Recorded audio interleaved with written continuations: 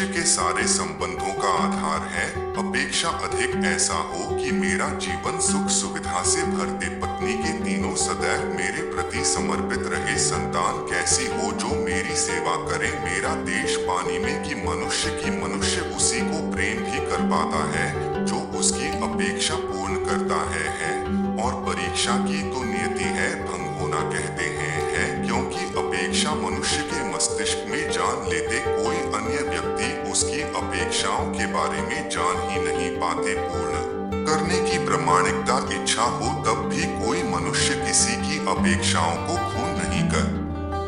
पाता है और वहां से जन्म लेता है संघर्ष। सारे संबंध संगीत इस संघर्ष में परिवर्तित हो जाते हैं। यहाँ पर मनुष्य अपेक्षा को संबंधों का आधार न बनाए और स्वीकार करें केवल संबंधों का आधार है तो क्या यह जीवन सोए में सुख शांति से नहीं भर जाएगा? तो मैं स्वयं विचार कीजिएगा और कि अधे मीडिया हद तक संगीत शो मोर उस समय क्या आराम ही मनुष्य को एक प्रश्न तथा पीड़ा देता है कि वह अपने संबंधों में अधिकतम सुख और कम से कम दुख इस प्रकार प्राप्त कर सकता है।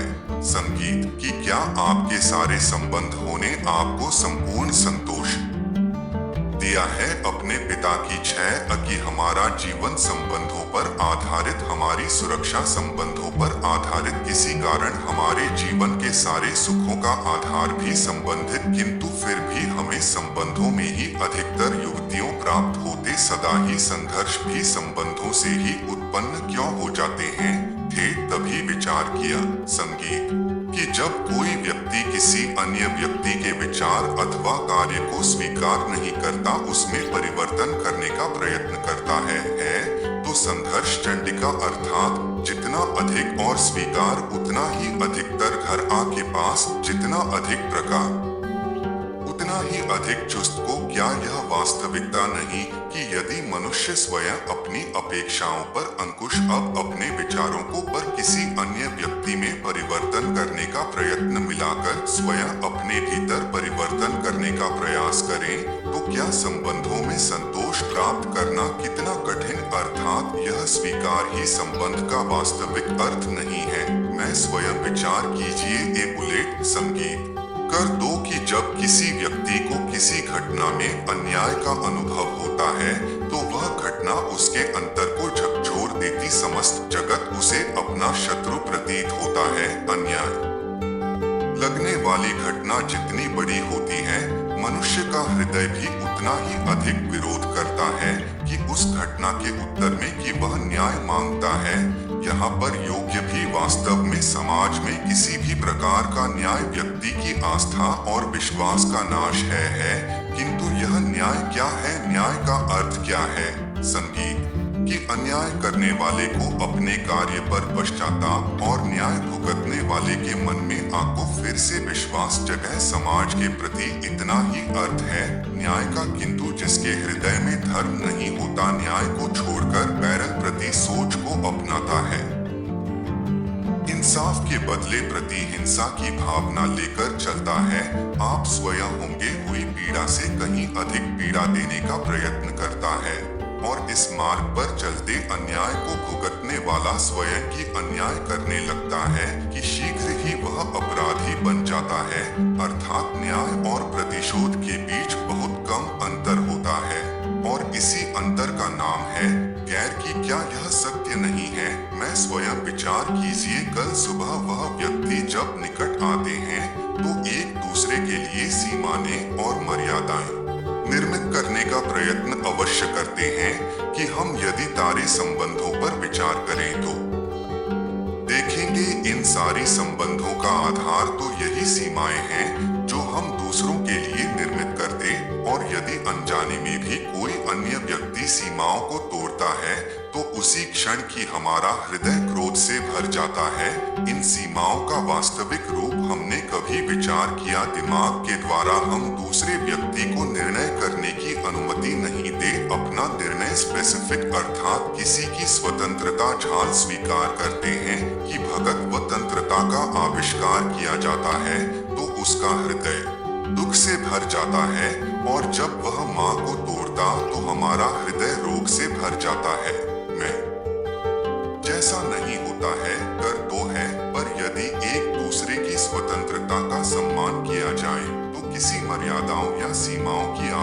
सदा ही नहीं होते, अर्थात जिस प्रकार स्वीकार किसी संबंध का देश है, या वैसे ही स्वतंत्रता किसी संबंधी की आत्मा न मैं स्वयं विचार की कि पिता सदा ही अपनी संतान के सुख की कामना करते, उनके भविष्य की चिंता करते रहते हैं। यदि किसी कारणवश सदा ही अपने संतानों के भविष्य का मार्ग कैसे व्यवस्थित करने का प्रयत्न करते रहते, इस मार्ग पर स्थित आश्रम चला तो है, जितना कि कंकड़ पत्थर को स्वयं देखा है, वो मार्ग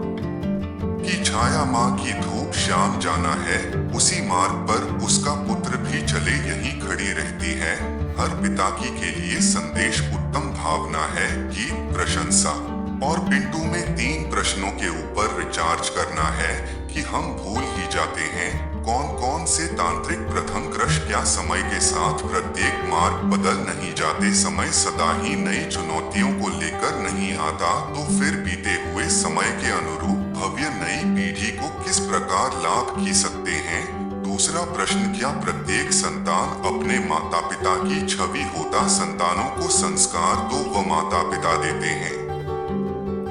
किंतु भीतर क्षमता हितों की क्षमता तो ईश्वर देते हैं। मैं तुझे इस मार्ग पर पिता को सफलता मिली है, विश्वास है कि इसी मार्ग पर उसकी संतानों को भी सफलता और सुख प्राप्त होगा है। तीसरा प्रश्न, क्या जीवन के संघर्ष और चुनौतियां लाभकारी नहीं होती, क्या प्रतिक्रिया प्रश्न के कई उत्तर का द्वार नहीं खुलता, तो फिर संतानों को नए नए प्रश्नों, संघर्ष और चुनौतियों से दूर रखना उनके लिए लाभ करना कहलाएगा या हानि पहुंचाना, तथा बात जिस प्रकार संतान के भविष्य का निर्माण करने के बदले उसके चरित्र का निर्माण करना श्रेष्ठ है, वैसे संतानों के जीवन का मार्ग निश्चित करने के बदले में कि उन्हें नहीं संघर्षों के साथ जुड़ने के लिए मनोबल की वह ज्ञान देना अधिक लाभदायक नहीं होगा। मैं स्वयं विचार कीजिए कि पूजा विशेष व्यक्ति जीवन में ऐसा प्रसंग अवश्य आता है कि सत्य कहने का विषय होता है, हृदय ने मुख पे सत्य निकल हित और कोई भाई मन को घेर लेता है कि किसी घटना अथवा प्रसंग के बारे में बात कर रहा या फिर तुरंत कोई भूल हो जाए उसके बारे में कुछ बोलना, क्या यह सत्य है कि नहीं, यह तो केवल तथ्य अर्थात जैसा हुआ था वैसा केवल बोलते रहा सामान्य सी बात है, किंतु कभी कभी उस तथ्य को बोलते हुए भी भय लगता है, कदाचित किसी दूसरे की भावनाओं का विचार आता है, मत दूसरे को दुख होगा, यह भय भी शब्दों को रोकता है। तो यह सत्य क्या है, क्या हमने कभी विचार किया है कि जब भय रहते हुए भी कोई तथ्य बोलता है, हाउ तो सत्य गहराता वास्तव में तथ्य कुछ और नहीं केवल निर्भयता का दूसरा नाम है, और अनिल भाई होने का कोई समय नहीं होता, क्योंकि निर्भयता आत्मा का स्वभाव से अर्थात प्रत्येक क्षण सत्य बोलने का ऑप्शन नहीं होता है। लुट स्वयं विचार कीजिए कि जब भी किसी की आशा